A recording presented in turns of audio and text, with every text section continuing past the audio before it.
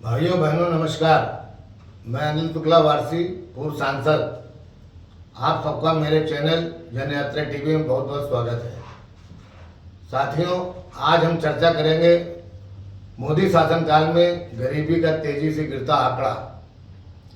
साथियों, माननीय मोदी जी के 2014 में प्रधानमंत्री बनने के बाद भारत की गरीबी का आंकड़ा काफ़ी तेजी से नीचे गिर रहा है और भारत की जनता गरीबी रेखा के नीचे से उठकर गरीबी रेखा के ऊपर पहुंच रही है।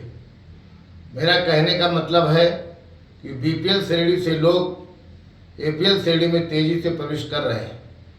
संयुक्त राष्ट्र विकास कार्यक्रम व ऑक्सफोर्ड विश्वविद्यालय के गरीबी और मानव विकास पहल द्वारा वैश्विक बहुआयामी गरीबी सूचकांक की रिपोर्ट जारी की गई है। इसमें कहा गया है कि भारत में पिछले वर्षों में गरीबी में उल्लेखनीय रूप में कमी आई है। इस काल में भारत में कुल 41.5 करोड़ लोग गरीबी से बाहर निकले हैं। इस रिपोर्ट में कहा गया है कि 2005-06 में भारत में लगभग 64.5 करोड़ लोग गरीबी सूची में शामिल थे। यह संख्या 2019 से 2021 में घटकर 23 करोड़ हो गई। खास बात यह है कि भारत में सभी संकेतों के अनुसार गरीबी में गिरावट आई है। सबसे गरीब राज्यों और समूहों जिनमें बच्चे व वंचित जात समूह के लोग शामिल हैं, सबसे तेजी से प्रगति की है। रिपोर्ट के अनुसार भारत में पोषण संकेतों के अनुसार 2005-06 में 44.3% लोग गरीब थे, जो 2019-21 में कम होकर 11.8% हो गई है।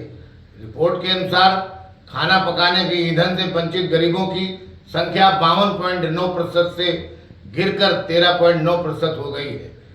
अगर हम बात करें स्वच्छता की, तो इससे वंचित लोगों की संख्या 2005-06 में 50.4% थी, जो 2019-21 में 11.3% रह गई है। पेयजल की बात करें तो उक्त अवधि में बहुआयामी रूप से गरीब व वंचित लोगों का प्रतिशत 16.4 से घटकर 2.7% हो गया है।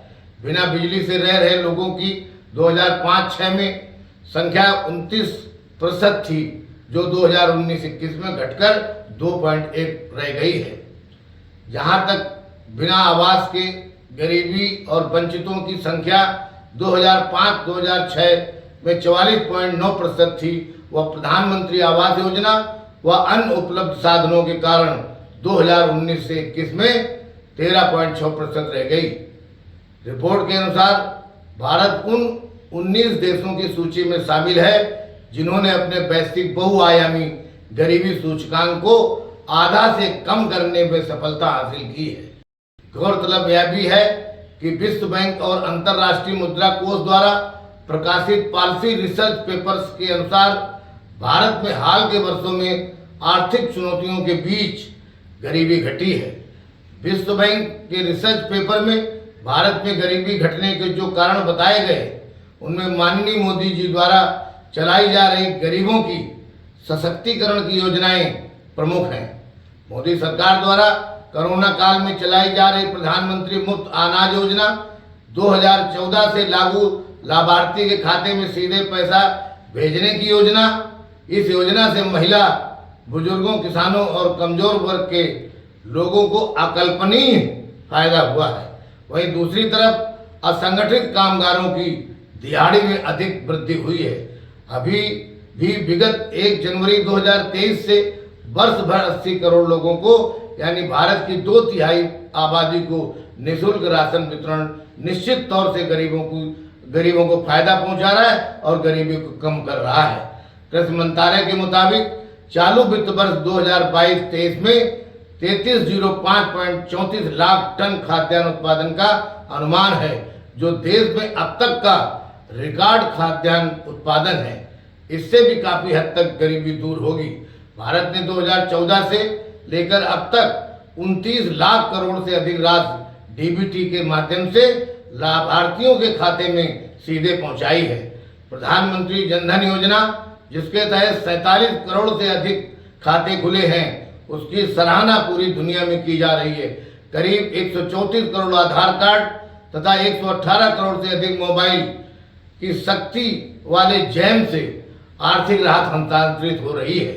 संयुक्त राष्ट्र के आंकड़ों के अनुसार अप्रैल 2023 में भारत की आबादी 142.86 करोड़ पर पहुंच गई है, जिसने चीन को पीछे छोड़ दिया है।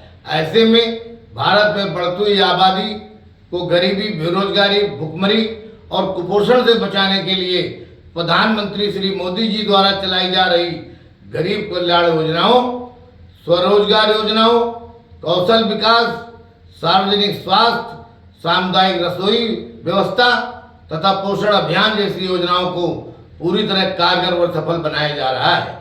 विरोधी पार्टियां इन सच्चाइयों को जानना नहीं चाहती हैं। वह तो केवल मोदी हटाओ का रट्टा लगाकर रह गए हैं, परंतु देश की आम जनता सरकार के प्रयासों और घटती गरीबी का एहसास कर रही है।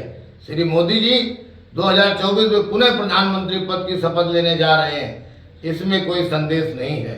बहुत बहुत धन्यवाद। यदि मेरा चैनल आप सबको पसंद आया हो तो इसको लाइक और सब्सक्राइब जरूर करें। बहुत बहुत धन्यवाद। Thank you.